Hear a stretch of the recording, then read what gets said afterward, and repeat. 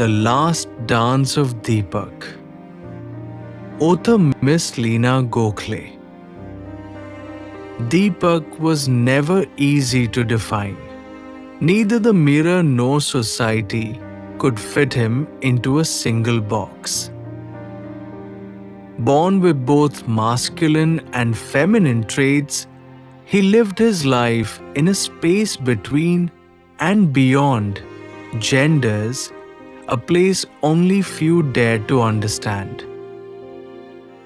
His father, Dr. Kulkarni, a gentle and wise physician, recognized Deepak's uniqueness early on.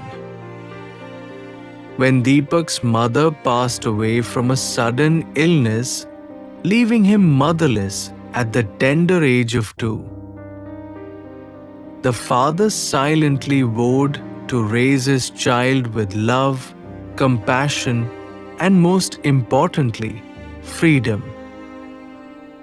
As Deepak grew, the signs of his blended identity became evident. He had the strength and stride of a boy, but the grace and sensitivity of a girl. While other children wrestled in the dirt, Deepak twirled in front of mirrors, mesmerized by the music playing from the radio.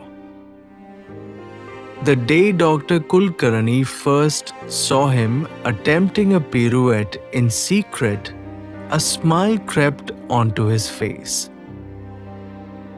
He is not ordinary, the father thought, and that is his greatest gift. Deepak was admitted to an English medium school, where he stood out not just for his appearance, but for his kindness. Despite teasing and whispers, Deepak remained cheerful, winning over even the most skeptical classmates with his laughter and generosity. In his teens, Deepak discovered Kathak, the classical Indian dance form known for its storytelling through movement and expression. It was as though his soul had found its language. With each rhythmic footstep, each graceful twirl, he transformed. The stories of gods and epics came alive in his body. His favorite was Krishna, mischievous, divine, fluid in form and identity. Deepak embodied Krishna's mystique so naturally that people would often say, "He doesn't dance as Krishna, he is Krishna." After graduating in Kathak with honors, he found work as an entertainer at the country club in Bandra. There, he brought magic to everyday life.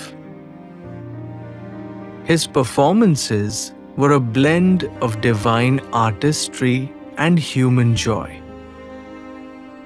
Dressed as Krishna with a peacock feather, flute, and flowing garments, he danced and laughed and played with children, filling the club with delight.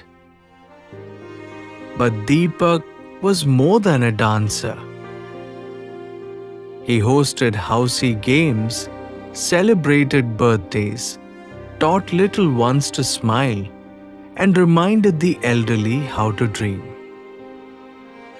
Soon, people began inviting him to speak at schools and gatherings.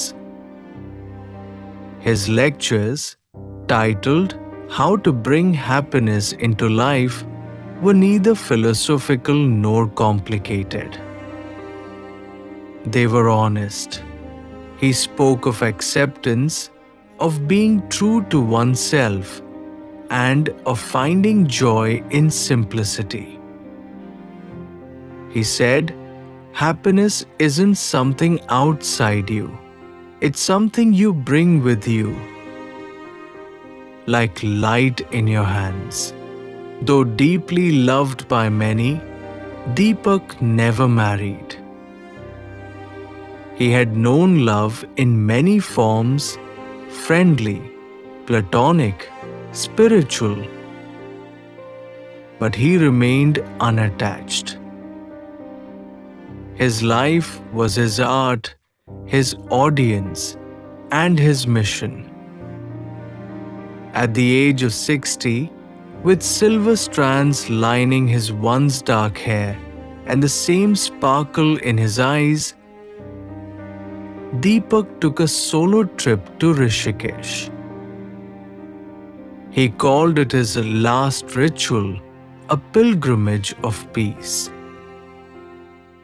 There, by the Ganga's edge, he meditated, danced softly in the early dawn, and wrote letters to his friends describing the joy he felt.